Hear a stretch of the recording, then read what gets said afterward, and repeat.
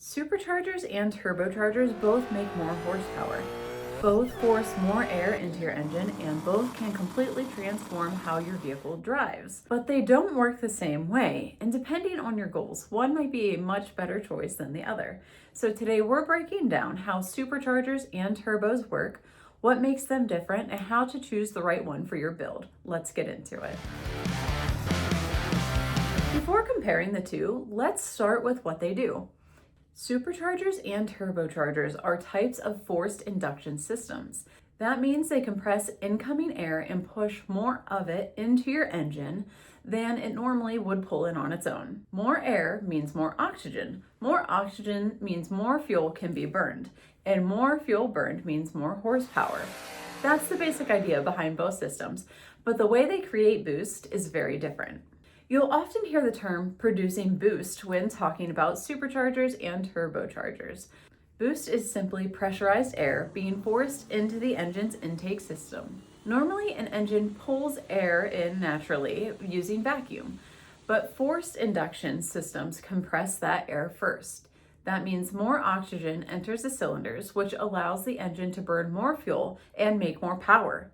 The higher the boost pressure, the more potential horsepower your engine can produce, assuming everything else is built to handle it. Now that we know a bit more about boost, let's talk about the systems themselves. A supercharger is powered directly by the engine itself.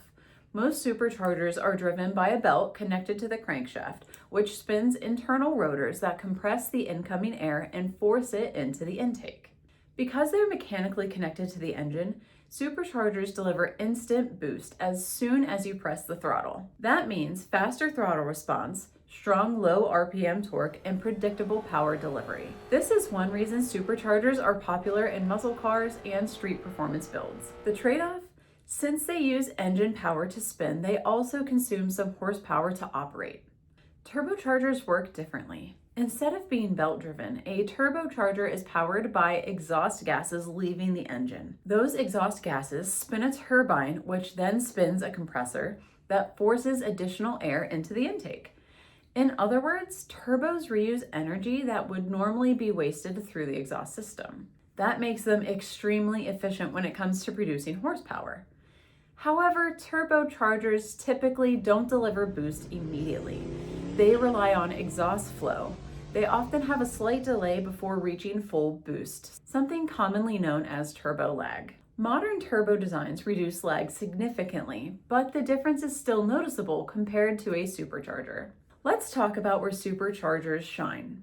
The biggest advantage is instant power delivery. Since boost builds as soon as engine RPM increases, superchargers provide strong acceleration right off the line. They're also simpler to install in many applications compared to turbo systems, which often require additional exhaust routing and plumbing. Another advantage is consistency. Because boost isn't dependent on exhaust pressure, superchargers deliver predictable performance across the RPM range. That makes them a favorite for street performance builds, drag racing setups, and drivers who want immediate throttle response. Turbochargers offer a different set of strengths. Since they're powered by exhaust gases, instead of the engine itself, they're generally more efficient. That means they can often produce more horsepower from the same engine size compared to a supercharger setup. Turbos are also easier to scale for higher performance builds. Increasing boost levels or upgrading turbo size can dramatically increase horsepower potential. That's one reason turbochargers are so common in modern performance vehicles, track builds, and high horsepower applications. The downside? Installation complexity and turbo lag can make them seem less ideal for street-focused setups. There's also something enthusiasts care about that specs don't always show: sound. Superchargers often produce a noticeable whine under acceleration, that classic performance tone many muscle car fans love. Turbochargers, on the other hand, create a similar spool and blow-off valve sound when building and releasing boost. Neither is better, it just depends on what kind of driving experience you're after. So which is actually better? It depends on your goals.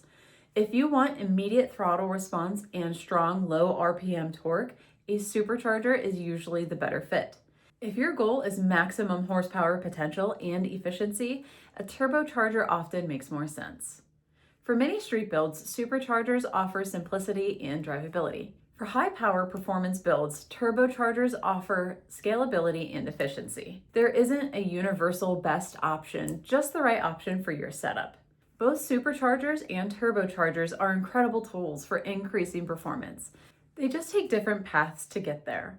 One delivers instant boost, the other delivers maximum efficiency. And choosing between them comes down to how and where you want your vehicle to make power.